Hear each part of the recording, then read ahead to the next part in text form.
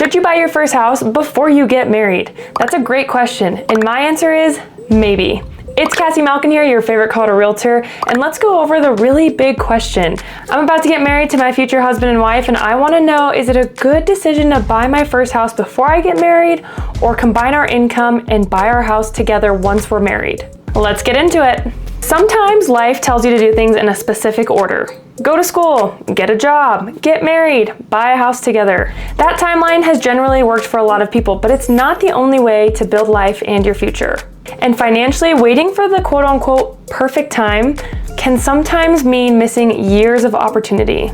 So today, I want to break down when buying a house before marriage makes sense, when it might not, and what you absolutely need to think about before making that decision. Part one of this video is that you don't have to be married to start building wealth. That's just a simple truth. One of the biggest misconceptions that I hear is that I can't buy a house until I'm married. My biggest question to you would be, well, when is marriage going to happen? 3 years, 5 years? Have you even found the person that you want to marry yet? Here's the thing about buying a house. Your relationship status should not interfere or affect if you are financially stable enough to buy your first house. Part two of this video, I'm going to talk about marital assets. Here's the thing about marriage.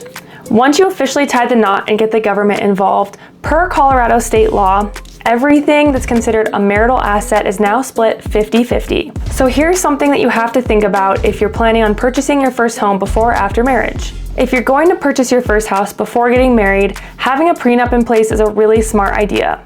I know this sounds scary. A prenup might feel like you're betraying or abandoning your partner, but all this simply is a plan. Instead of letting the government decide what happens to your asset in the event you get divorced, you're actually making a plan and putting something in place. That way, you know exactly what's going to happen if you do get divorced. So with that being said, it might be beneficial to buy your first home if you're able to before you're married. That way you have some asset or property that is truly 100% owned by you.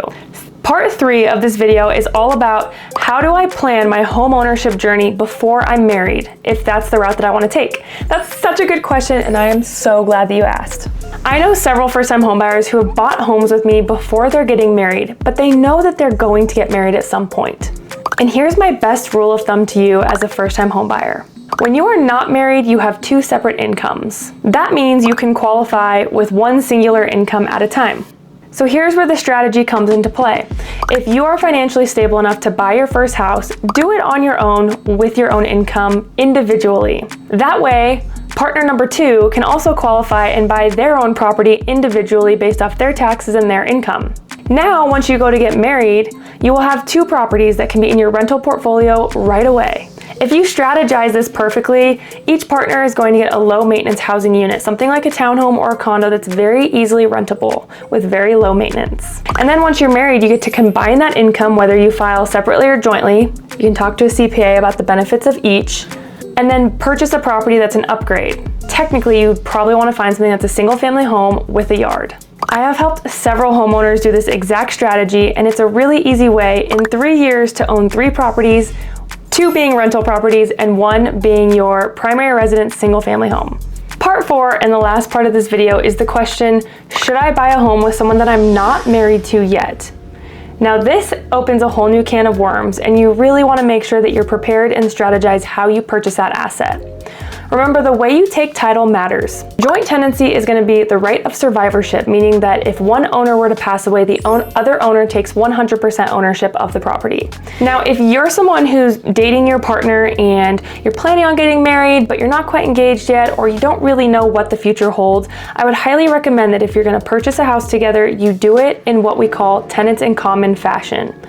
This means on the title work that each owner owns 50% of the property. So if one owner decides to sell or, God forbid, passes away, tenants in common is where each homeowner owns 50% of the property unless otherwise specified in an attorney-written agreement. How does that work then if one owner wants to sell or passes away? Well, that's a really great question. And the answer is, when one owner wants to sell, or worst case scenario, if they pass away, their 50% is now passed on to their heirs, and the other owner still owns their 50%. I would say not to be scared of buying a house with a partner that you're not married to yet. Just simply plan and have the right strategy in place for in the event you break up or something doesn't work out, that you have a way to get out of that house. We call that an exit strategy. Okay, so let's go over everything in this video. I asked the question from the very get-go, should you buy a house before you're married? And hopefully after watching this video, you have learned that the answer is truly maybe, and it totally depends on your situation. I would tell you as a real estate professional and someone who's seen just about everything in this industry that if you go to purchase your house before you're married, I highly recommend that each individual partner purchases their own asset before you get married, combine assets, and buy a home together. If you're gonna do this, I also highly recommend creating a prenup before you get married. That way, each partner has a plan for what happens to their assets in the event you get divorced. Remember, don't leave your divorce in the hands of the government. If you're someone who's been wanting real advice, real help, and strong connections to great people in this industry, make sure to click that link in the description below and fill out the home buyer questionnaire. And if you found this video helpful, please like, comment, and subscribe to my channel. Again, it's Kassi Malkin, your favorite Colorado realtor. I help people strategize and make the best financial decision for themselves. You don't have to buy a house tomorrow. I just want you to be prepared today. Thanks so much. See you on the next video.